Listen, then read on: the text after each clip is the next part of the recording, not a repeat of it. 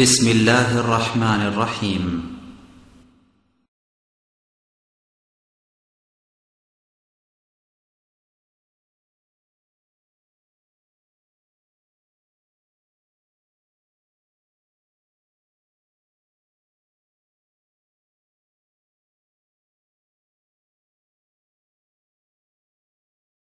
الحمد لله نحمده ونستعينه ونستغفره ونؤمن به ونتوكل عليه ونعوذ بالله من شرور أنفسنا ومن سيئات أعمالنا من يهده الله فلا مضل له ومن يضلل فلا هادي له وأشهد أن لا إله إلا الله وحده لا شريك له وأشهد أن محمدا عبده ورسوله أما بعد فإن خير الحديث كتاب الله وخير الهدي هدي محمد صلى الله عليه وسلم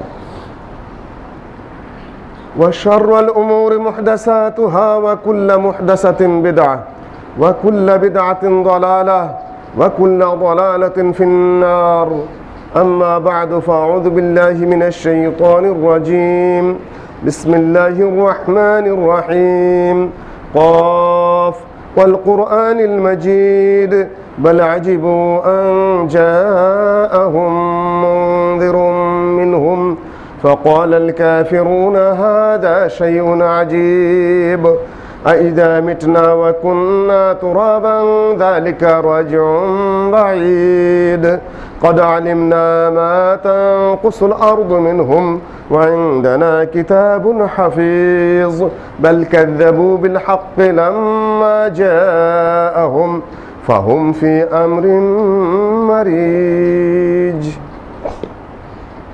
بسم الله الرحمن الرحيم لقد جاءكم رسول من أنفسكم عزيز عليه ما عنتم حريص عليكم بالمؤمنين رؤوف رحيم قال رسول الله صلى الله عليه وسلم لا يسمع بي أحد من هذه الأمة يهودي ولا نصراني ثم يموت ولا يؤمن بما أرسلت به إلا وكان من أهل النار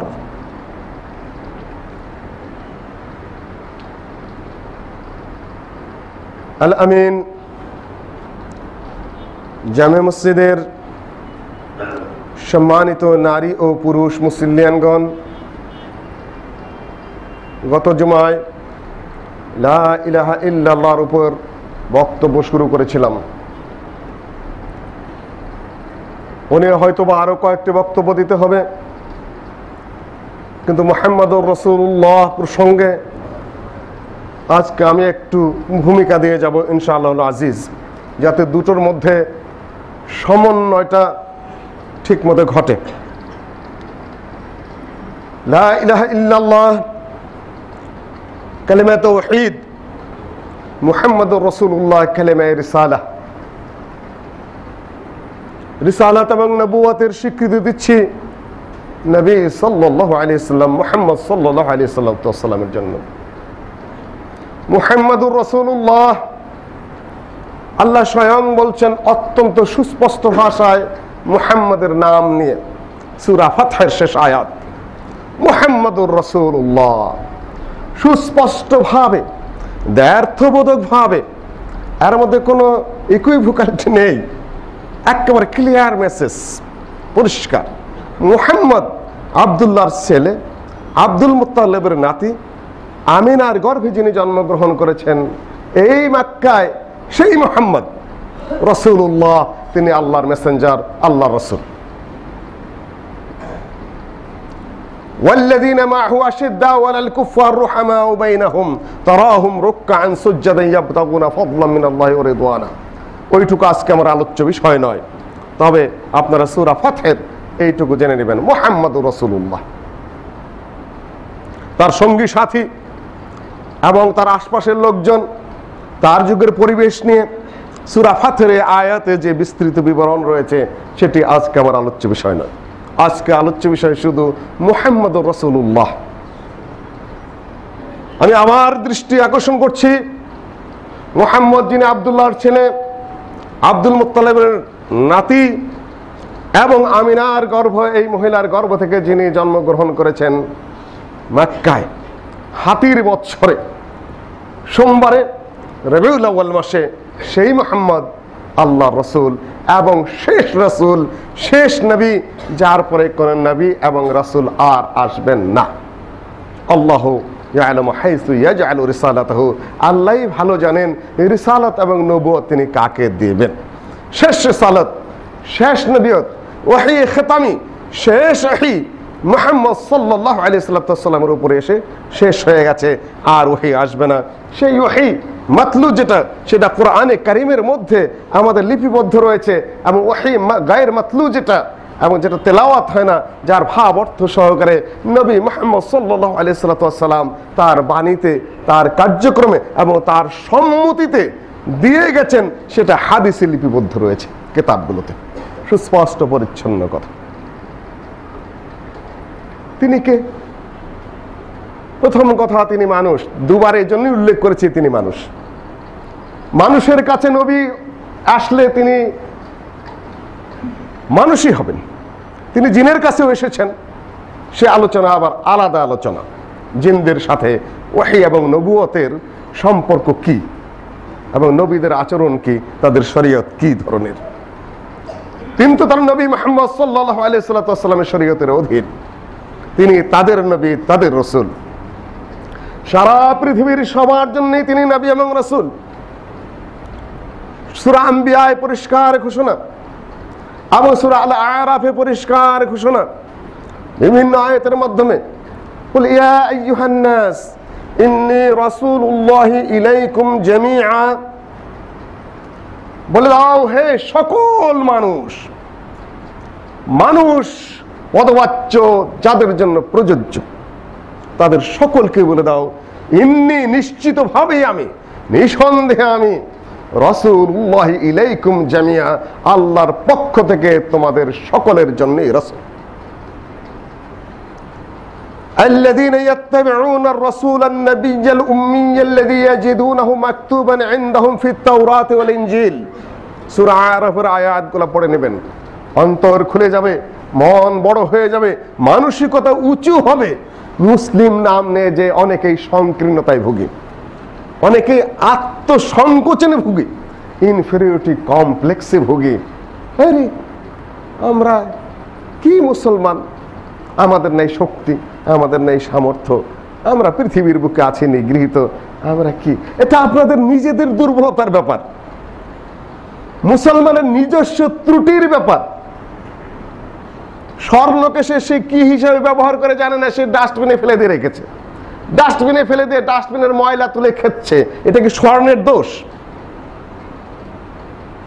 আমি আল্লাহর বান্দা, আমার কাছে সর্বশেষ ওহী এসেছে, নবী মুহাম্মদ সাল্লাল্লাহু আলাইহি সাল্লাম শ্রেষ্ঠ রাসূল এবং নবী এবং শ্রেষ্ঠ মানুষ, তার উম্মত, আর আমি সংকীর্ণতায় ভুগি। এ দোষটা তো আমার, এ রোগটা তো আমার ভিতরে।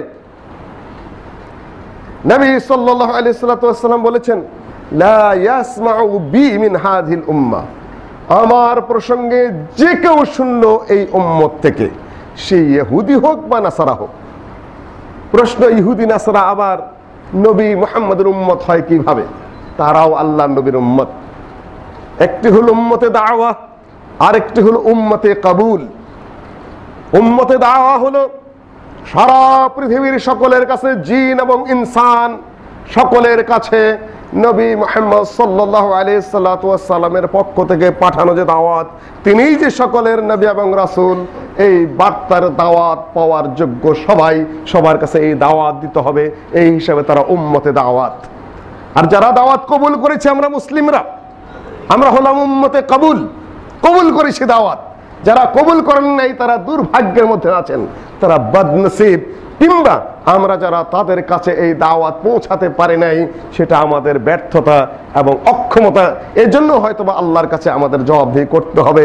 তোমরা তোমাদের দিন এবং নবী মুহাম্মদ সাল্লাল্লাহু আলাইহি সাল্লাম যে সকলের জন্য রাসূল এবং নবী, এই দাওয়াত তোমরা সারা পৃথিবীর সকলের কাছে পৌঁছাতে কেন চেষ্টা করনি, কেন তোমরা ব্যর্থ হয়েছে? খুব ভালোভাবে মাথার মধ্যে স্থান দিতে হবে কথাগুলো। লা ইয়াসমাউ বি আহাদুন মিন হাযিহিল উম্মতি ইহুদিয়্যুন ওয়ালা নাসরানী। আমার প্রসঙ্গে ইহুদি নাসারা বা যে কেউ হোক না কেন, যখন শুনতে পারলো, জানতে পারলো, যে ধর্মাবলম্বী হোক আর পৃথিবীর যে প্রান্তরেই হোক না কেন, তারপরেও যদি আমার উপরে ঈমান না আনে, নবী মুহাম্মদের উপরে ঈমান না আনে, এবং বিমা উরসিলতু বিহি, যা আমার কাছে পাঠানো হয়েছে। নবী মুহাম্মদ একজন এসেছিলেন, হ্যাঁ ঈমান আনলাম, তারপরে আমলের খবর নেই, তার প্রসঙ্গে ধারণা নেই, তার ব্যক্তিত্ব প্রসঙ্গে আমার কাছে কোনো খবর নেই, তার বিশাল মানসিকতা প্রসঙ্গে আমার কোনো ধারণা নেই, তার যে ইত্তেবা করতে হবে তার সুন্নাত প্রসঙ্গে আমি কিছুই জানি না, তার মহত্ব, তার কৃতিত্ব, তার গড়া ইতিহাস, তার গড়া জীবন দর্শন, তার গড়া আদর্শ প্রসঙ্গে আমি কিচ্ছু জানি না। মুহাম্মদ আমাদের রাসূল ছিলেন, 12ই রবিউল আউয়াল আসলে মিলাদ পড়ি আর নানান ধরনের সিল্কি গাই, নানান ধরনের কাহিনী রচনা করি, আজগুবি যত সব কথাবার্তা মাঠে ময়দানে প্রচার করে নিজে সুবহানাল্লাহ কই, অন্যরে সুবহানাল্লাহ কয়, এই প্রসঙ্গে আমার ধারণা। সুবহানাল্লাহ ভালো জিনিস, কিন্তু কোন জায়গায় পড়বো সেটা নিয়ে আমি বলেছি। আবার অনেকে আবার প্রতিবাদ করে বলবেন সুবহানাল্লাহ নিয়ে তুমি এই ধরনের কথা বলবে না, তা নয়, ভালো জিনিস, কিন্তু জায়গার তো পার্থক্য আছে। 3 ব্যক্তি গেলেন, ইল্লা কানা মিন আসহাবিন নার, শোনার পরে যদি কেউ ঈমান না আনে সে জাহান্নামে যাবেই। সে যে ধর্মাবলম্বী হোক না কেন, পৃথিবীর যে কোনো প্রান্তরে হোক না কেন, নবী মুহাম্মদের উপর ঈমান আনতে হবে। তিনি যা নিয়ে এসেছেন সকল কিছুর উপর ঈমান আনতে হবে, বেছে বেছে নয়, এবং সকল কিছুর উপরে আমল করার প্রচেষ্টা করতে হবে। তা যদি না করে ইল্লা কানা মিন আসহাবিন নার, সে জাহান্নামে যাবে। শুধুমাত্র দরুদ পড়ে, শুধুমাত্র আচার অনুষ্ঠান করে, শুধুমাত্র দায় ছাড়া দুটো বিবৃতি দিয়ে কেউ যদি মনে করেন যে তিনি মুক্তি পাবেন, তিনি আহাম্মকের স্বর্গে বসবাস করছেন। আবার কেউ যদি অতি কাহিনী, মুজিজা কেরামত নবীদের আছে বাস্তব কথা, কিন্তু যদি মনে করেন শুধু ওগুলাই অদৃশ্য অলৌকিক অসম্ভব জিনিস যেগুলা, ওই কয়টাই নবীর সম্বল, তাহলে তিনিও আবার আছেন উদ্ভট এক পথে। কেরামত মুজিজা অবশ্যই আছে। 3 ব্যক্তি আসলেন নবী সাল্লাল্লাহু আলাইহি সাল্লামের কাছে। আল্লাহর নবীর ঘরের মানুষদেরকে জিজ্ঞাসা করলেন, আচ্ছা এই নবী, আমাদের নবীর আমল কেমন? তাদের কাছে বিবরণ শুনে কাআন্নাহুম তাকাল্লুহা, তাকাল্লু মানে কম মনে করা। আমাদের নবী, শেষ নবী, শ্রেষ্ঠতম মানুষ, তার আমল এত কম। 3 জনে গিয়ে আলোচনা শোনার পরে তারা সন্তুষ্ট হতে পারলেন না, এত কম আমল করেন শেষ নবী। কাআন্নাহুম তাকাল্লুহা, কালিল থেকে তাকাল্লু। আরেকজন যায়, থামো, তোমার আর আমার সাথে নবীর আমলের তুলনা করলে হবে নাকি? তার সকল অতীতের গুনাহ মাপ, ভবিষ্যতের গুনাহ মাপ, তার গুনাহ মাপ করে দেওয়া হয়েছে, তিনি আমল না করলেও তো চলে, যা করেন তাই তো যথেষ্ট। কিন্তু আমাদের অনেক করতে হবে, শুধুমাত্র তার সমপরিমাণ করলে হবে না। একজন বলতেছে রাত্রে সারা রাত জেগে সালাত আদায় করব, ঘুমাবো না। আরেকজন বলছে আসুম ওয়ালা উফতির, আমি দৈনিক সাওম পালন করব, রোজা রাখবো, রোজা আমি কখনো ভাঙবো না।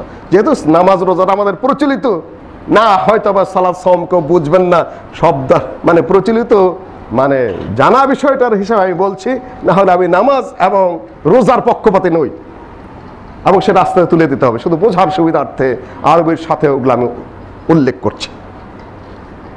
আরেকজন বলছে ওয়ালা তাজাওয়াজুন নিসা, আমি সংসার বিরাগী হয়ে চলবো, আমি বিয়ে শাদী কিচ্ছু করব না।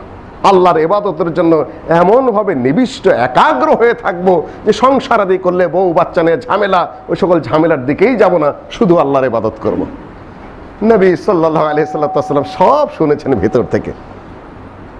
বেরিয়ে এসে বললেন, তোমরাই এইসব কথা বলছিলে নাকি যে সারা রাত জেগে তোমরা ইবাদত করবে, ঘুমাবে না, আর দৈনিক তোমরা সাওম পালন করে ইফতার করবে না, আর সংসার বিরোধী হয়ে একাগ্রভাবে নিভৃতে ইবাদত করার সুবিধার্থে তোমরা বিয়ে শাদী করবে না, তোমরাই বলছিলে? যে হ্যাঁ, আমরাই তো বলছিলাম। আল্লাহ নবী বললেন, আনা আ'লামুকুম বিল্লাহ। বিভিন্ন রাওয়ায়াতে বিভিন্ন এসেছে, আনা আখশাকুম ওয়া আতকাকুম। আমি তোমাদের চেয়ে আল্লাহকে সবচেয়ে বেশি ভয় করি, তোমাদের চেয়ে তাকওয়া আমার অনেক বেশি। শোনো, সুন্নাত অনুযায়ী তোমাদেরকে চলতে হবে। ফামান রাগিবা আন সুন্নতি ফালাইসা মিন্নি। আমার নীতি, আমার আদর্শ, আমার তরিকা, আমার পদ্ধতির বাইরে গিয়ে তোমরা নিজেরা যতই বেশি করো না কেন, আল্লাহ সেটা গ্রহণ করবেন না। পদ্ধতির মধ্যে থাকতে হবে। ওনার হয়তো ধারণা ছিল নবী এসেছেন, তিনি রাত্রে ইবাদত করতে করতে হয়তো অদৃশ্য হয়ে যান, কিংবা পাতালপুরীতে চলে যান, জান্নাত থেকে হয়তো ফলমূল নিয়ে আসেন, পাতালপুরীর থেকে মণিমুক্তা নিয়ে হাজির হন। দুনিয়ার কত কাহিনী যে শুনবো ঘরে গিয়ে।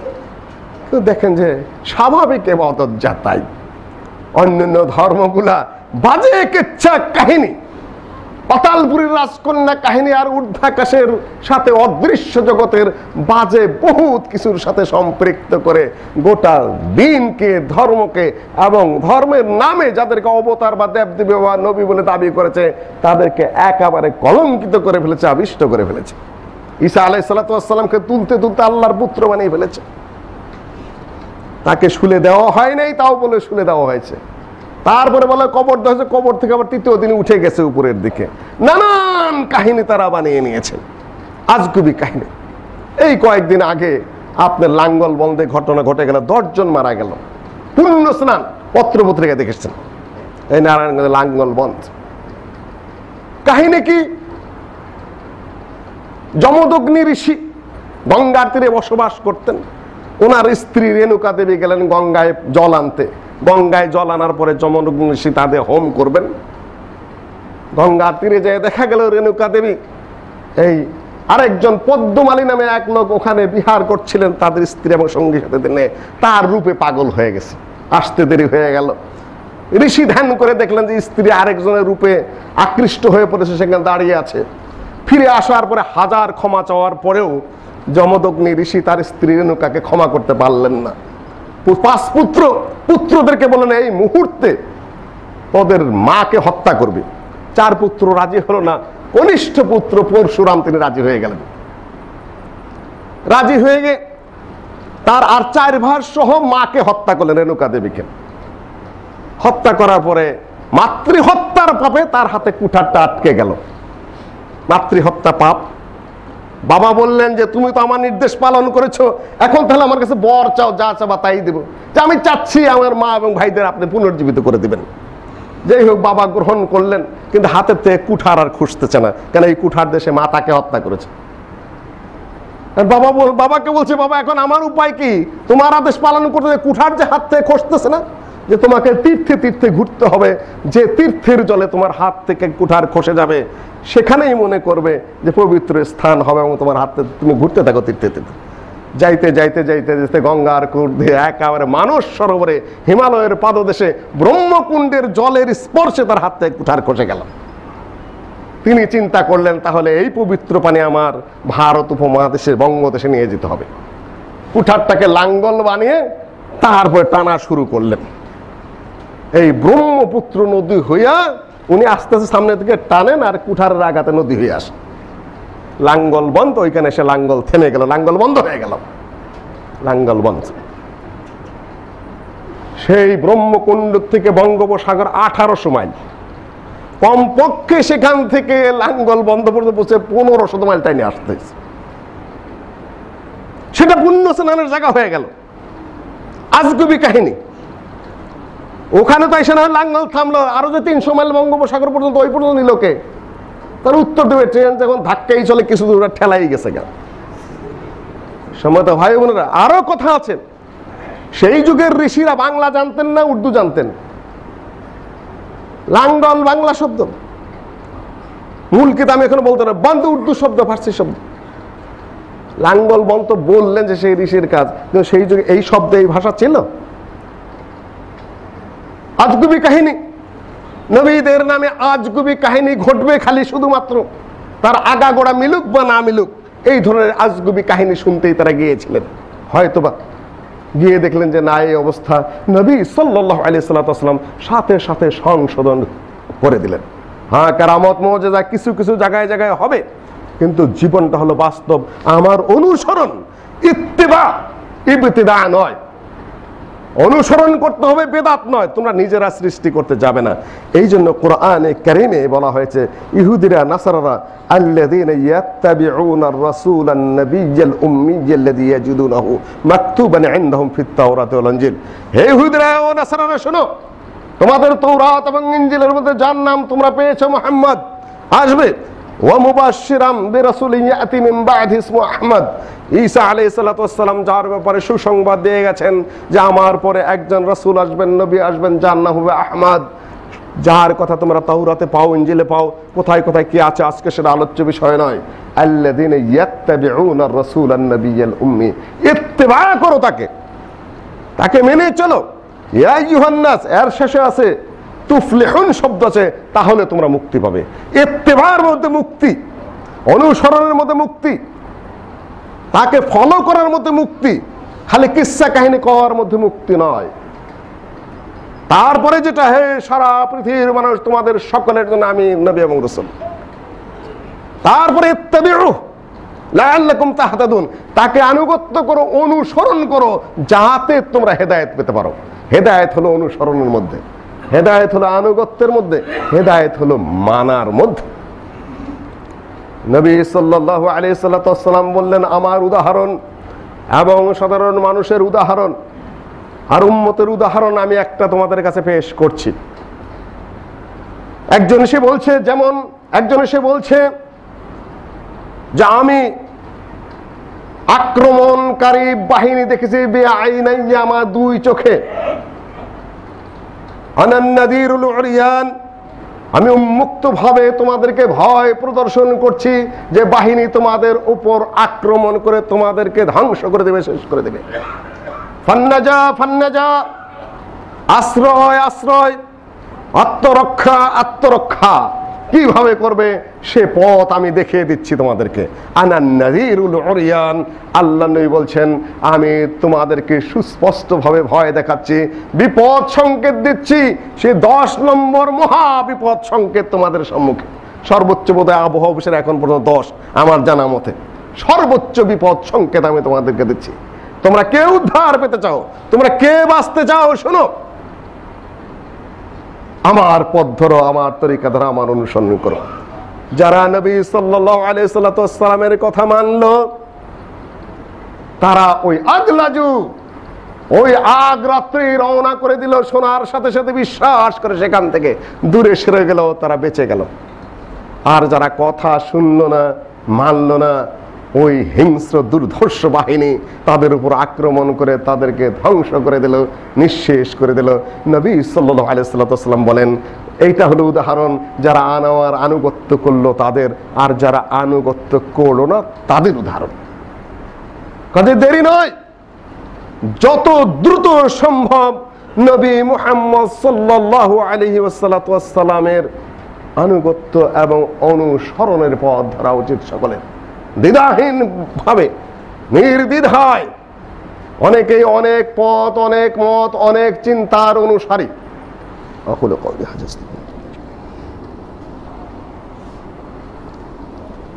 অনেকে চিন্তার দিক থেকে বিভ্রান্ত, অনেকে আমলের দিক থেকে বিভ্রান্ত। চিন্তার দিক থেকে বিভ্রান্ত, বিশেষ করে ওরিয়েন্টালিস্ট যারা আছে ইহুদি এবং নাসারাদের মধ্যে, নবী মুহাম্মদ সাল্লাল্লাহু আলাইহি সাল্লামের নামে বহুত মিথ্যা কাহিনী, দলিলহীন কাহিনী, বিভ্রান্তকর কাহিনী রচনা করে করে মাঠে ময়দানে ছড়িয়ে তাকে ছোট করার চেষ্টা করেছে। তাদেরই পরবর্তী সংস্কার হলো আজকালকার বেহুদা ব্লগাররা। আমি বলি যে কারো উপরে অন্যায়ভাবে হস্তক্ষেপ করা, কারো উপরে হাত তোলা শরীয়ত বৈধ করে নেই। এটা রাষ্ট্রের দায়িত্ব। রাষ্ট্র যদি সেই দায়িত্ব নিজের থেকে পালন করতে ব্যর্থ হয়, রাষ্ট্রকে সে জবাব দিতে হবে। কিন্তু কাউকে কাউকে খুন করার অনুমতি ইসলাম দিয়েছে বলে আমার জানা নেই। একাডেমিক বিষয়গুলো একাডেমিক ভাবেই প্রতিবাদ করতে হবে, প্রতিহত করতে হবে। এই পূর্ণাঙ্গ ইসলামিক রাষ্ট্র কায়েমের শর্টকাট কোনো রাস্তা নেই। যারা খুব সহজ সরল ভাবে ছোট্ট খাট্ট চিন্তা করে বিভ্রান্তির সৃষ্টি করেন, আমি মনে করি সেটা সম্ভব নয়। প্রচুর আগে গেছে পাশ্চাত্য, তাদের জ্ঞানে, তাদের বিজ্ঞানে, তাদের লেখাপড়ায়, তাদের অস্ত্র শক্তি, তাদের চিন্তা শক্তি, তাদের ধীর স্থিরতা, তাদের লিয়াজুর শক্তিতে তারা বহু দূর আগে গেছে। সেই হিসাবে আমাদের চিন্তা চেতনা, আমাদের প্রচারণা, আমাদের শক্তি, আমাদের মেধা অনেক নিচে রয়ে গেছে বাহ্যিক দিক থেকে। তারা জাহান্নামে যাবে সেটা আল্লাহ পাক বলেছেন, আমরা জান্নাতে যাব সেটা আল্লাহ পাক বলেছেন, যেহেতু ইত্তেবা করার চেষ্টা করি। কিন্তু বাহ্যিক দুনিয়াবী দৃষ্টিকোণ থেকে তারা অনেক অগ্রসর হয়ে গেছে। কাজে হঠাৎ করে দুই একটা খুনটুন মাসে ময়দানে যারা করেন, মনে করবেন যে খুব বেশি কিছু করে ফেলেছেন। তারা চিন্তাটা আল্লাহ জানে, আল্লাহর কাছে কিভাবে কবুল হবে সেটা আল্লাহর কাছে। কিন্তু বাহ্যিক দৃষ্টিতে আমরা যতটুকু বুঝি, এগুলা খুবই হালকা কাজ এবং খুবই গর্হিত কাজ। রাষ্ট্র দায়িত্ব পালন করছে না সেভাবে, রাষ্ট্রকে জবাব দিয়ে অবশ্যই আল্লাহর কাছে করতে হবে, অবশ্যই করতে হবে। আর যে সকল চিন্তাবিদরা আবার উস্কান আর উন্মুক্ত চিন্তার অধিকারী, তারা বিরাট অবদান রেখেছে এই সেই, আমি করে ফালতু কথা বন্ধ করেন। বাঙ্গালকে হাইকোর্ট দেখাবেন না। কি চিন্তার অধিকারী, কি লেখাপড়া জানেন তারা, কি লেখেন তা মনে হয় যেন আর কেউ কিচ্ছুই বোঝে না। ওটা বহু আগেই পড়াশোনা করে শেষ করে রেখেছে বহু মুসলমানরা। বিশ্ববিদ্যালয়ে পাঠ্যই রয়েছে সেগুলো আরব কান্ট্রিতে। কোন ওরিয়েন্টালিস্ট কি লেখে, নবী সাল্লাল্লাহু কি প্রতিবাদ লেখে, ইসলামের বিরুদ্ধে কি সব অভিযোগ, ওই ফিলিভেট্রি, তারপরে আপনার শাহ গোল্ডজিয়ার, এগুলো বহুবার পড়ে শেষ করে এসেছে আপনাদের পড়ার আগেই। এই সমাজেই পাওয়া যাবে 200-400। তাদেরই 2-4টা স্যাপসুপ সেটে এসে, তাদের ডাস্টবিন মাথায় নিয়ে এসে দু একটা ব্লগার ইসলামের বিরুদ্ধে কিছু লিখবে, আর আপনার চিন্তাবিদ হয়ে একেবারে সেমিনারে, টিভিতে, নানান জায়গায় বলবেন মুক্ত চিন্তার অধিকারী। আমি বলি আপনিই বাবু আহাম্মক একটা গাধা ছাড়া কিছুই না। কিসের মুক্ত চিন্তার অধিকারী? নারীর দেহ মুক্ত করেছে মাত্র তারা। পত্রপত্রিকায় যে ছবি আমরা দেখতে পেয়েছি। 3টা দিক বলছি, কেউ আইন হাতে তুলে নেবেন না, কেউ সকল মশা মাছি উচ্ছিষ্টগুলার গায়ে হাত দিয়ে নিজের হাত নাপাক করবেন না। আমি এতটুকুই বলি, কেন সুযোগ দিবেন না ওদেরকে। নাম্বার 2, সরকারের দায়িত্ব ইসলাম এবং নবী যেটা নেই, যে টু শব্দ করুক না কেন সাথে সাথে গলা টিপে স্তব্ধ করে দেওয়া, কেন এই দেশে 90% মুসলমান বসবাস করে। নাম্বার 3, সেটা হলো দেশের তথাকথিত চিন্তাবিদ যারা আসলে লেখাপড়া কিচ্ছু জানেন না, ইসলাম প্রসঙ্গে তাদের কোনো ধারণা নেই, কোনো চেটেমেটে খেয়ে বাঁচেন কোন রকম, কিন্তু পত্র পত্রিকায় বিভিন্ন সেমিনারে তাদেরকে খুব কাউন্ট করা হয়, কাভারেজ দেওয়া হয়। আপনি সে ফালতু কথা বলে মুসলিম সমাজকে বিভ্রান্ত করবেন না। কেন ওই সকল ওরিয়েন্টালিস্টদের এবং ইসলাম বিদেশি সেরকম লেখা শত শত কেন হাজার হাজার পড়া হয়ে গেছে। কাজে নিজেরা হাস্যকর লাফিং স্টুক হওয়ার চেষ্টা করবেন না। 3টা দিক আমি আপনার সামনে ক্লিয়ার করে দিলাম। বহুত লেখাপড়া করুন যারা আছেন, যারা যুবক ভাইরা আছেন, ছাত্ররা আছেন, প্রতিবাদ করুন। আবার কেউ প্রতিবাদ করলেই তাকে বলবেন যে এই যেহেতু প্রতিবাদ করেছিল, একটা এক জায়গায় দুর্ঘটনা ঘটবে, তাকে ধরে নিয়ে ঢুকামে যে ও প্রতিবাদ করলো কেন। এটা আবার আরেক বোকামি। যারা আইন বিভাগের সাথে আছেন, প্রশাসনিক কর্মকর্তা যারা আছেন, আমরা মুসলমান, আমরা আমাদের ইসলামের বিরুদ্ধে কথা হলে, নবীর বিরুদ্ধে কথা হলে আমরা প্রতিবাদ করব না? অবশ্যই করবো, 100 বার করবো। আর প্রতিবাদ করার কারণে যদি আপনারা সন্দেহের তীর আমাদের দিকে আসে, এটা হলো আবার আপনাদের আরেক দুর্বলতা, আরেক ভুল, বিভ্রান্তিকর কাজ। কাজে 4টি জিনিস আমি বললাম, 4টি জিনিস সুস্পষ্ট থাকতে হবে মুসলিম সমাজে। সম্মানিত ভাই বোনেরা, এই হলো এক শ্রেণী রয়েছে। আরেক শ্রেণী হলো এরা চিন্তা করেন ওইভাবে, খামাখা দুটো চিন্তা ইসলামের বিরুদ্ধে, নবীর বিরুদ্ধে, ইসলামের বিরুদ্ধে ছাড়েন। কিন্তু আমাদের প্রচেষ্টা কতটুকু? প্রচেষ্টা খুবই দুর্বল। একটি রাষ্ট্রীয় শক্তি যদি তার আইন বিভাগ, তার বিচার বিভাগ, তার শাসন বিভাগ, তার শিক্ষা বিভাগ, তার প্রশাসন এবং তার আর্মি, সামরিক বাহিনী নিয়ে বিশাল শক্তিশালী জাহাজ একদিকে চলছে, রাষ্ট্র একটি কাঠামোর মধ্যে আমাদের বসবাস করতে হয়। বিরাট শক্তি, রাষ্ট্রীয় শক্তি, আইন বিভাগ, বিচার বিভাগ, শাসন বিভাগ এবং সামরিক বিভাগ, সকল এক্সিকিউটিভ বিভাগ নিয়ে একদিকে চলছে একটি আদর্শ, একটি চিন্তার দিকে। বিক্ষিপ্তভাবে দিন আছে, সেটা স্বাভাবিক। তার পিছনে আমরা নৌকা বেঁধে রেখেছি, কেন রাষ্ট্রের মধ্যে বসবাস করি। এক নৌকা বেঁধে তার পিছনে, সেই নৌকার মধ্যে আমরা হাজার হাজার আলেম উল্টা দিকে বইটা টানতেছি। আমি মুসলিউদ্দিন সহ আরো যত যত লোকজন আছে, আলেম ওলামা, নাম নেওয়ার দরকার নেই, এরকম হাজার হাজার আলেম বললাম যে উল্টা দিকে বইটা টানছি। এখন জাহাজের দিকে আমাদের নৌকা যাবে না নৌকার টানে জাহাজ পিছনের দিকে আসবে?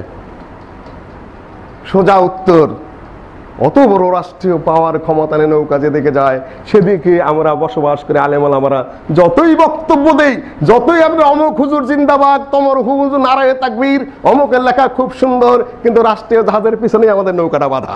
যতই বিপরীত দিকে বইটা টানি না কেন, যাচ্ছি তার পিছনে পিছনেই।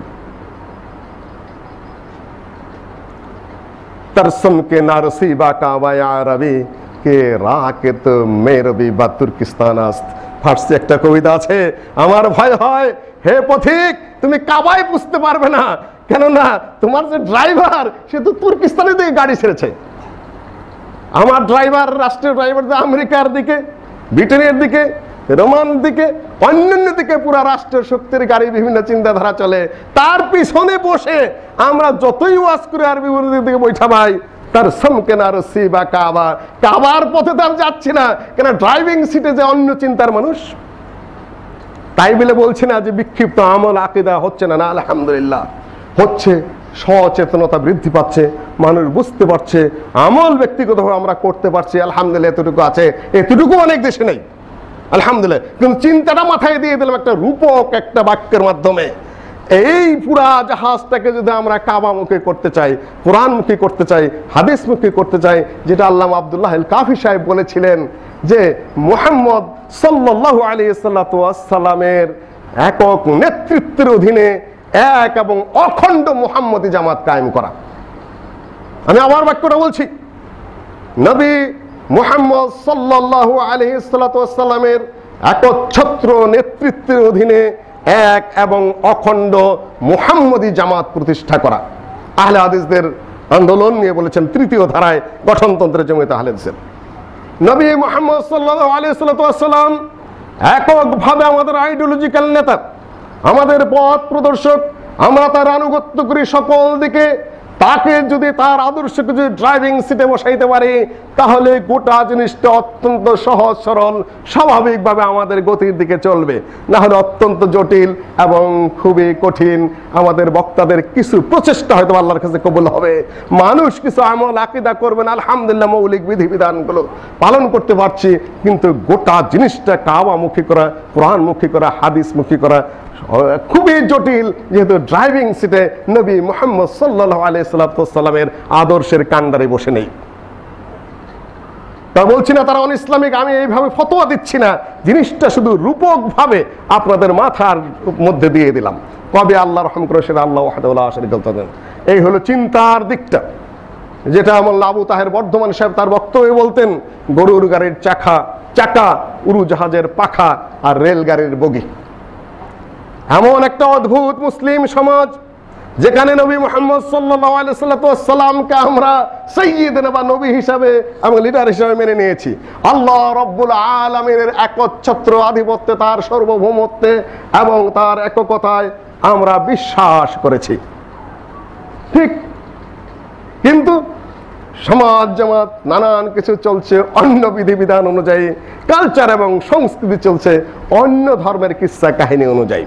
এটা যেন গরুর গাড়ির চাকা, তার উপরে উড়োজাহাজের পাখা, আর মাঝখানে হলো রেলগাড়ির বগি।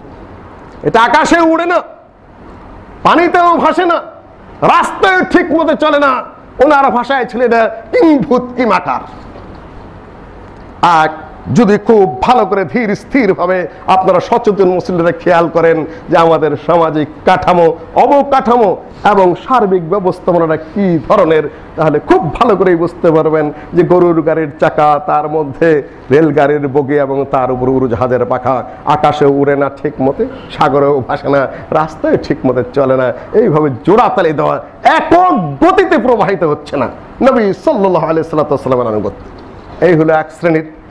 দ্বিতীয় শ্রেণী, যারা নবী সাল্লাল্লাহু আলাইহি সাল্লামের আনুগত্যের দাবি করে, তার অনুসরণের দাবি করে এবং নিজেদেরকে সুন্নি বলে একেবারে মাঠ গরম করে ফেলে এবং নবী সাল্লাল্লাহু আলাইহি সাল্লাম তার জাতি নূরের সৃষ্টি না সিফাতে নূরের সৃষ্টি একভাবে আল্লাহর সাথে শিরক করে দিচ্ছে।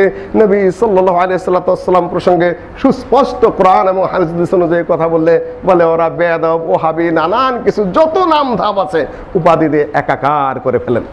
এই হলো আরেক শ্রেণী, তাদের কাছে কোরআন এবং সহিহ হাদিসের কিচ্ছু নাই, শুধু এই কিছু গালগপ্প এবং তার সাথে সুন্দর সুন্দর উর্দু গান এবং উর্দু কবিতা। তো বলে যে আমার গালা, জিজ্ঞাসা করা হয়েছিল একবার যে এত সুন্দর সুন্দর তোমাদের কণ্ঠস্বর পাইলে কোথায়? যে আমার এক গলা দোয়াই হযরতে আলা, আমাদের যে গলার আওয়াজটা এটাও আমাদের হুজুরের দোয়ায়, আমার এক গালা দোয়াই হযরতে আলা। দেখবেন কিছু কিছু টিভিও আছে, খুললেই দেখবেন যে কিসের কোরআন কোথায় কিসের হাদিস, খালি উর্দু গজলই করতেছে সারাদিন, আর সুর ধরে দিচ্ছে বিভিন্ন ধরনের দরুদ নিজেরা বানিয়ে নিয়েছেন, নবী সাল্লাল্লাহু আলাইহি সাল্লাম নামে সেই সুর ধরে রেখেছেন। বলছে আমরা তো ভালো কাজই করি, আমরা তো ভালো কাজই করি, নবীর নামেই তো করি। আরে ভাইও, নবী সাল্লাল্লাহু আলাইহি সাল্লাম কিভাবে তাদেরকে প্রতিবাদ করলেন দেখলেন না? হাদিস তো সহিহ বুখারীতে রয়েছে, দারামিতে হাসান সনদে বর্ণিত রয়েছে। আবু মুসা আশআরী রাদিয়াল্লাহু তাআলা আনহু বর্ণনাকারী, তিনি বলছেন রাআইতু ফিল মসজিদে কওমান হিলাকান জুলুসান ইয়ানতাজিরুনাস সালাহ, কুফার মসজিদে দেখলাম কিছু সংখ্যক লোক হিলাকান জুলুসান গোল হয়ে বসে আছে, ইয়ানতাজিরুনাস সালাহ, তারা সালাতের অপেক্ষা করে। এত নামাজি, এত সালাতের পাগল যে মসজিদে গোল হয়ে বসে আছে, এক সালাতের পরে আরেক সালাতের জন্য অপেক্ষা করছে। ওয়াফি আইদিহিম হাসান ইয়াউদ্দুনা বিহিমুত তাকবীর ওয়াত তাসবিহ ওয়াত তাহলিল, তাদের হাতে ছোট ছোট পাথর দিয়ে সুবহানাল্লাহ পড়ছে, আলহামদুলিল্লাহ পড়ছে, লা ইলাহা ইল্লাল্লাহ পড়ছে। কত সওয়াবের কাজ! তিনটা কাজ অত্যন্ত সওয়াবের। আল্লাহ পাক ফেরেশতাদেরকেও জিজ্ঞাসা করেন তারা কি বলে, সহিহ বুখারী মুসলিমের হাদিস, যে তারা সুবহানাল্লাহ বলে, আলহামদুলিল্লাহ বলে, লা ইলাহা ইল্লাল্লাহ বলে। আমি গত খুতবায় একটু ভুল করেছি, মুসল্লিরা বলেছেন, আমি খেয়াল করতে পারিনি যে সালাতের পরে সুবহানাল্লাহ, আলহামদুলিল্লাহ এবং আল্লাহু আকবার এবং তারপরে লা ইলাহা ইল্লাল্লাহ ওয়াহদাহু লা শারীকা লাহু লাহুল মুলকু ওয়া লাহুল হামদু ওয়া হুয়া আলা কুল্লি শাইইন কাদির। কোন মুসল্লি বলেছেন আল্লাহু আকবারের জায়গায় আমি নাকি লা ইলাহা ইল্লাল্লাহ বলেছি। যদি বলে থাকি তাহলে সেটা ভুল হয়েছে, আপনারা সংশোধন করে নেবেন, ওই জায়গায় আল্লাহু আকবার হবে। যেহেতু লা ইলাহা ইল্লাল্লাহ, আরেক হাদিস আছে লা ইলাহা ইল্লাল্লাহ, যেহেতু লা ইলাহা ইল্লাল্লাহর উপর বক্তব্য দিতে গিয়ে ওটা স্লিপ অফ টাং হয়ে গেছে, ওই জায়গায় আল্লাহু আকবার হবে, আপনারা সংশোধন করে নেবেন। মুসল্লিরা যদি সাথে সাথে এখানে কানে কানে বলে দিতেন, সাথে সাথে আমি বলে দিতে পারতাম, কিন্তু দেরি হয়ে গেছে আর কি। যখন ওনারা আমাকে বলেছেন তখন মুসল্লিরা অধিকাংশে চলে গেছেন, আমি সংশোধনীটা আপনাদেরকে টেনে দিলাম। সুবহানাল্লাহ বলে, আলহামদুলিল্লাহ বলে, লা ইলাহা ইল্লাল্লাহ পড়ে, পাথর দিয়ে বসে বসে গুনে গুনে। হাদিস রাওয়ায়াত হাসান। তখন আবু মুসা আশআরী বললেন, এই দৃশ্য দেখে আমি চিন্তা করলাম আমি তো জুনিয়র সাহাবী, সিনিয়র সাহাবী আব্দুল্লাহ ইবনে মাসউদ তখন কুফার গভর্নর ছিলেন, কখনো অর্থ বিভাগের দায়িত্বে ছিলেন ইবনে মাসউদ রাদিয়াল্লাহু তাআলা আনহু। সিনিয়র সাহাবীকে আমি একটু খবরটা দিয়ে দেই যে কুফার জামে মসজিদে বসে এরকম সুবহানাল্লাহ পড়তেছে, আলহামদুলিল্লাহ পড়তেছে, লা ইলাহা ইল্লাল্লাহ পড়তেছে, কয়েকজন লোক বসে বসে আবার তারা সালাতের অপেক্ষা করে। আমি কিছু না বলে সিনিয়রের কাছে যাই। এখান থেকে শিক্ষণীয় আছে, এলেমের দিক থেকে যারা সিনিয়র, দায়িত্বের দিক থেকে সিনিয়র, বোধ শক্তি যাদের বেশি তাদের সাথে পরামর্শ করতে হয়, হুট করে একটা কাজ করে ফেলতে হয় না। অনেক তরুণ ছাত্র যুবকদের মধ্যে দেখা যায় যে হুট করে একটা কাজ করে বসেন, দ্রুত গতিতে নিজেদের প্রতিক্রিয়া ব্যক্ত করেন না। বুঝে নেন সহিহ বুখারীর হাদিস, আল্লাহর নবী একদিন বললেন যে মানুষের মতো গাছ আছে, উপকারী গাছ। বিভিন্ন বিবরণ দেওয়ার পরে, আমি লম্বা হাদিস আমি বলছি না, বিভিন্ন বিবরণ দেওয়ার পরে বললেন যে তোমরা কি বলতে পারো এই গাছটা কি? ইবনে ওমর রাদিয়াল্লাহু তাআলা বর্ণনা করেছেন, আমি বুঝতে পেরেছিলাম, বারবার খালি বলতে যাচ্ছিলাম আর দেখি যে আমার ডানে আবু বকর বসে আছে, ওমর আমার বাবা ওমর বসে আছে, সিনিয়র সাহাবীরা বসে আছেন, তারা নীরব, তাদের সামনে আমি উত্তরটা দেই কিভাবে? চুপ করে বসে থাকলাম। তারপরে আল্লাহর নবী যখন বললেন এই গাছটা হলো খেজুর গাছ, রাস্তাতে চলে আসছেন বাপ বেটা একসাথে, ওমর রাদিয়াল্লাহু তাআলা আনহু এবং তার ছেলে আব্দুল্লাহ ইবনে ওমর। আব্দুল্লাহ ইবনে বলতেছেন, আব্বা আল্লাহর নবী যখন এই কথাটা জিজ্ঞাসা করলেন এটা কি গাছ হতে পারে, আমি ঠিক বুঝতে পেরেছি খেজুর গাছ, আমি যে কেন বললাম না? ওমর রাদিয়াল্লাহু, এই ছেলে তুমি বললে না কেন? বাবার সামনে ছেলে যদি একটা সঠিক উত্তর সাহাবীদের সামনে দেয়, মনটা বড় হয়ে যায় যে তুমি বললেন না কেন? তুমি যদি এইটা বলতে পারতো সাহাবীদের সামনে, তুমি আমার ছেলে হয়ে, আমি খুব খুশি হতাম, আমার মনটা বড় হয়ে যেত, সকল কিছুর আমি এটাকে উত্তম মনে করতাম। বললে যে আপনারা সবাই বসে আছেন, চুপচাপ বসে আছেন, সেখানে তো আমি সাহস করলাম না, যদি আমি জানি গন্ডগোল চলছে কে খলিফা হবে। ওমর রাদিয়াল্লাহু তাআলা স্পষ্ট বলছেন, হুয়া আহলামুনা ওয়া আলামুনা, আবু বকর আমাদের চেয়ে ধীর স্থির এবং সবচেয়ে বেশি বুদ্ধিমান, জ্ঞানী, প্রজ্ঞাময়, তার সামনে আমরা কথা বলতে যেতাম না। সহিহ বুখারীতে এই বিবরণ এসেছে, যদি সিনিয়র থাকে, বোধশক্তি সম্পন্ন বেশি থাকে, বয়স্ক থাকে, অভিজ্ঞ থাকে, সেখানে সকল কাজেই পরামর্শের বিষয় রয়েছে। আবু মুসা আশআরী রাদিয়াল্লাহু তাআলা আনহু তিনি বললেন, মসজিদে এই দৃশ্য দেখলাম, সরাসরি আমি কিছু না বলে আগে আমার সিনিয়র ইবনে মাসউদ রাদিয়াল্লাহু তাআলা জিজ্ঞাসা করে নেই, গিয়ে বললাম যে মসজিদে যে এই ঘটনা ঘটছে। আব্দুল্লাহ ইবনে মাসউদ রাদিয়াল্লাহু তাআলা আনহু চলে আসলেন, চলে এসে বললেন, মাযা আরাকুম তাসনাউন, এই তোমাদেরকে এগুলা কি করতে দেখছি?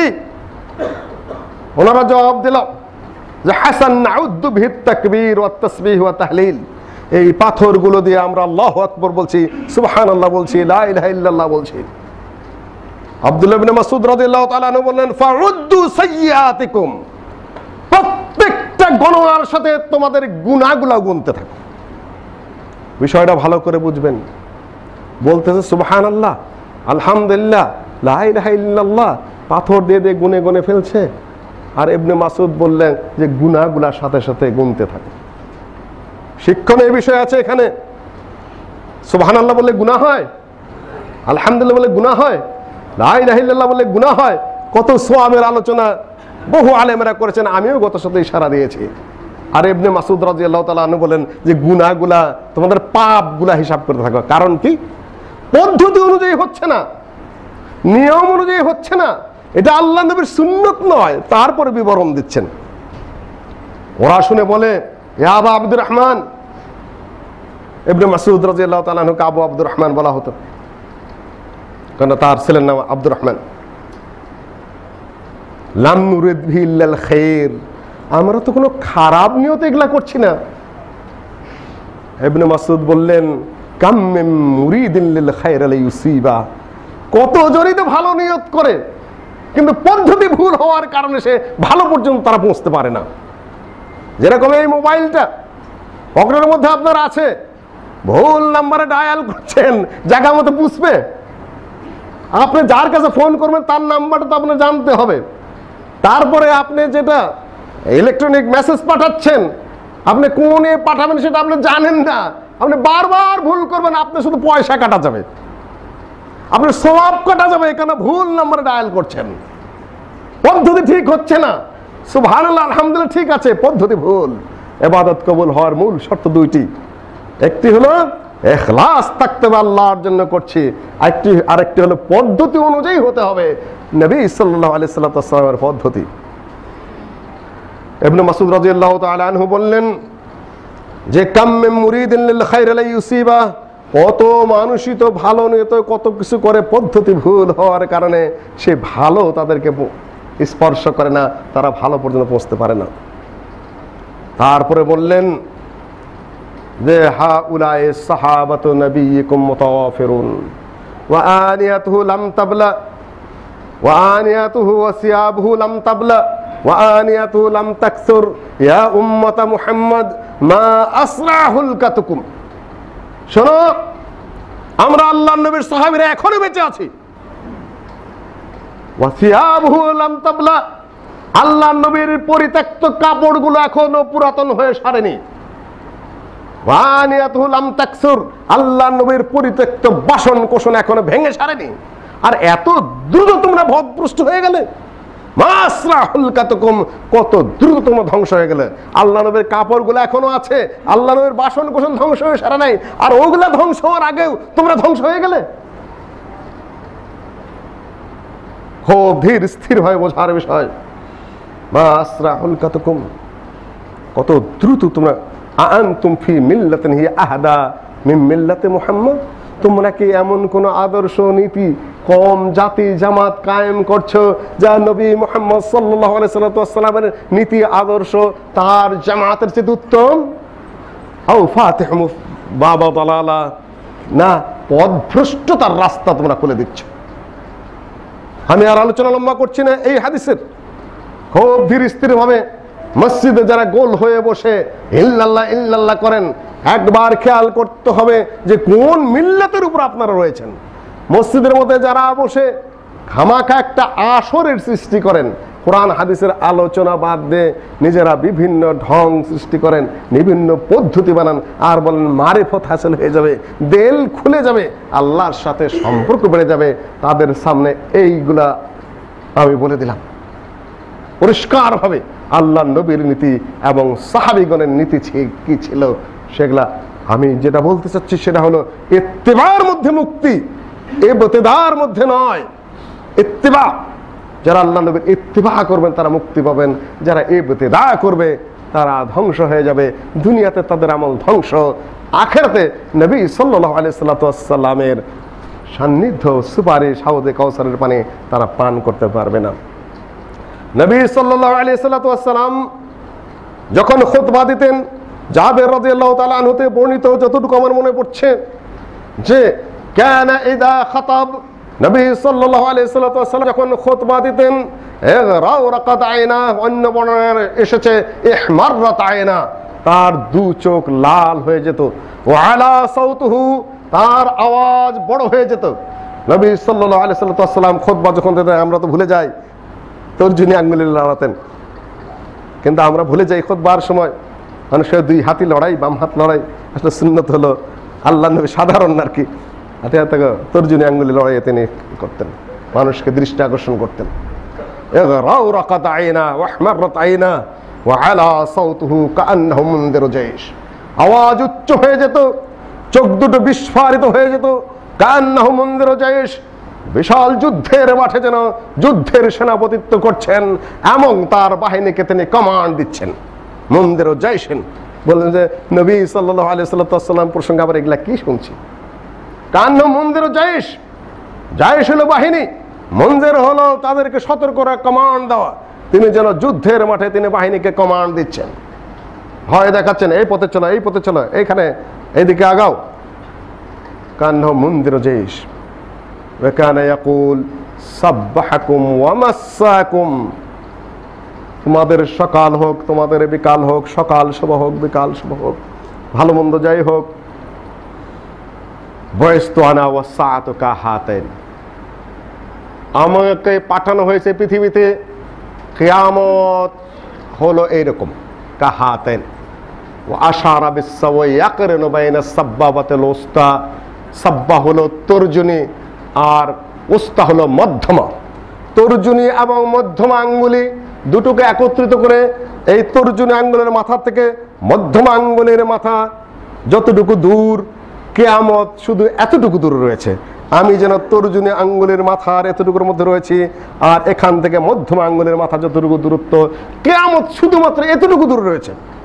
বুইস্তু আনা ওয়াস সাআতু কাহাতাইন ওয়া ইয়াকরিনু বাইনা সাব্বাবাতি ওয়াল উস্তা, দুটাকে একত্রিত করতে। তারপরে বললেন যে শুনে রেখো, ইন্না খায়রাল হাদিসি কিতাবুল্লাহ, উত্তম কথা হলো আল্লাহর কালাম। ওয়া খায়রাল হাদি হাদি মুহাম্মদ, উত্তম আদর্শ নীতি পদ্ধতি রীতি সব হলো সুন্নত হলো নবী মুহাম্মদের। এর বাইরে কোথাও খুঁজতে যেও না, কেন যেই এর বাইরে খুঁজতে যাবে সেই ধ্বংসপ্রাপ্ত হবে। মাঝখানে আমি ওমর রাদিয়াল্লাহু তাআলা আনহুর হাদিসটি নিয়ে আসছি, কেন আবার ছুটে যাবে কথাটি। ওমর রাদিয়াল্লাহু দুইটা বর্ণনা আছে, দারমিতে রয়েছে, বাইহাকিতে রয়েছে, দুটাকে একত্রিত করলে এই দাঁড়ায় ওমর রাদিয়াল্লাহু তাআলা আনহু নবী সাল্লাল্লাহু আলাইহি ওয়াসাল্লামের সামনে একদিন তৌরাতের একটি পাতা এনে বললেন, ইয়া রাসূলুল্লাহ, এই তৌরাতের মধ্যে তো অনেক কিসসা কাহিনী আছে, এগুলা আমরা পড়বো কিনা, লিখবো কিনা। ফাতাগায়্যারা ওয়াজহু রাসূলিল্লাহি সাল্লাল্লাহু আলাইহি ওয়াসাল্লাম, আল্লাহর নবীর চেহারা তখন বদলে গেল। আল্লাহর নবী যখন রাগান্বিত হতেন, কাআন্নাহু হাব্বাতু রুম্মান, মুখটা টকটক হয়ে যেত ডালিমের দানার মতো। আল্লাহ নবী রাগান্বিত হলে কাআন্নাহু হাব্বাতু রুম্মান, অতি রাগ যখন হয়ে যেত তখন মুখটা ডালিমের দানা যখন টকটক করে এরকম টকটক করত। আবু বকর রাদিয়াল্লাহু তাআলা আনহু বললেন, ফাকালাতকা সাওয়াকিল, এই আবু বকর, তোর বহু বিধবা মা তোর জন্য কান্নাকাটি করো। নবী সাল্লাল্লাহু আলাইহি ওয়াসাল্লামের চেহারার দিকে তাকিয়েছো, তুমি বারবার ইতিম হয়ে যাও, মাতৃহীন হয়ে যাও। আরবি ভাষায় এটা ধমকের নিয়ম আর কি, রাগ প্রকাশের নিয়ম। আবু বকর রাদিয়াল্লাহু তাআলা আনহু ওমর রাদিয়াল্লাহু তাআলা আনহুর দৃষ্টি আকর্ষণ করলেন, সাথে উনি বললেন, আল্লাহ, আমি আল্লাহর গজব, আমি রাসূলুল্লাহ সাল্লাল্লাহু আলাইহি ওয়াসাল্লামের রাগান্বিত হওয়াতে উদ্ধার চাই। রাদিতু বিল্লাহি রাব্বা ওয়া বিল ইসলামি দীনা ওয়া মুহাম্মাদিন নাবিয়্যা। ইয়া রাসূলুল্লাহ, রাদিতু বিল্লাহি রাব্বা, আল্লাহ রবের ব্যাপারে আমি সন্তুষ্ট, ওয়া বিল মুহাম্মাদিন ওয়া বিল ইসলামি দীনা, আর ইসলাম দিন এতে আমি সন্তুষ্ট, স্বতঃস্ফূর্তভাবে আমি মাথা পেতে মেনে নিয়েছি। আর আপনি নবী মুহাম্মদ, আপনি যে রাসূল, এ ব্যাপারে আমার কোনো দ্বিধা নেই, সংকোচ নেই, সম্পূর্ণ পূর্ণাঙ্গ খালেস অন্তঃকরণে আমি সেটা মেনে নিয়েছি। আমি শুধুমাত্র একটু জিজ্ঞাসা করেছি মাত্র, আমার মনে কোনো দ্বিধা সংকোচ প্রবেশ করেনি। আল্লাহ নবী বলতেন, এই শোনো ওমর, লাউ কানা মূসা হাইয়ান লামা ওয়াসিআহু ইল্লা ইত্তিবাই, আজকে যদি যে মুসার তৌরাত নিয়ে তুমি হাজির হয়েছ, সেই মুসা আলাইহিস সালাম যে আজকে বেঁচে থাকতেন, তাহলে আমার ইত্তেবা করা ছাড়া তার কোনো পথ থাকতো না। তোমরা কি মনে করেছো? আজকে চিন্তাবিদ বহু ভাষা নিয়েছেন, কথায় কথায় হাতে ঘোড়া মারেন, কথায় কথায় সক্রেটিস, অ্যারিস্টটল, প্লেটো, অমক তমক, লেনিন, স্টালিন, মাও সেতুং কি কি নিয়ে আসেন, অ্যাডম স্মিথ নিয়ে আসেন, নুরেমবার্গ নিয়ে আসেন। আরে ভাই, তুমি মুসলিম কিনা? আল্লাহর একটি কালাম উপস্থাপন করার মতো তোমার সাধ্য নেই, রাসূলের একটি হাদিস উপস্থাপন করার মতো তোমার সাধ্য নেই, ইসলামিক একটি আইডিওলজি তোমার কথা বলার মতো সাধ্য নেই। তুমি সেদিকে তোমার মাথায় নেই, তুমি দুনিয়ার গৌরচন্দ্রিকা নিয়ে এসে, গন্ধমাদন বয়ে নিয়ে এসে মুসলিম সমাজকে বিভ্রান্ত করছে মাত্র। নবীর আদর্শকে ফেলে দেওয়ার বিষয় নাকি? তোমার মাথা কোথায়? আল্লাহর কাছে জবাব দিতে হবে তোমার মেধার জন্য। তোমার মেধা, তোমার প্রতিভা, তোমার ব্রেন, তোমার চিন্তা চেতনা দিয়ে সারা দুনিয়া পড়েছ, তুমি শুধু আল্লাহর কালাম পড়তে পারোনি, রাসূলের হাদিস পড়তে পারোনি, নবীর আদর্শ পড়তে পারোনি। কোন জায়গায় কি আদর্শ প্রযোজ্য, ব্যবহার্য, অ্যাপ্লিকেবল, এ ব্যাপারেই শুধু তোমার মাত্র জ্ঞান নেই। একজন এসে বলছে অমুকে খুব জ্ঞানী, ঘোড়ার 14 গোষ্ঠী মুখস্থ জানে, ঘোড়ার নসবনামা, উটের নসবনামা, তার বাপকে দাদাকে 100টা মুখস্থ করে এসেছে। আল্লাহ নবী তো একটা জাহেল কথাকার। উটের বংশ মুখস্থ করার মধ্যে কোনো জ্ঞান আছে না, বুদ্ধি আছে? সময় তো ভাই বোনা, নবী সাল্লাল্লাহু আলাইহি ওয়াসাল্লাম বললেন, খায়রুল হাদি হাদি মুহাম্মাদিন সাল্লাল্লাহু আলাইহি ওয়াসাল্লাম, ওয়া শাররুল উমুরি মুহদাসাতুহা ওয়া কুল্লু বিদআতিন দালালা। আর নব নব আবিষ্কার যেটা দিন শরীয়তের মধ্যে, আদর্শের মধ্যে, নীতির মধ্যে, সমাজের জামাতে, সেটা হলো পথভ্রষ্টতা, এবং সকল পথভ্রষ্টতা জাহান্নামে যাবে। মুসলিম শরীফ এবং নাসাই শরীফে একত্রিত করে আমি শেষ করলাম একটা।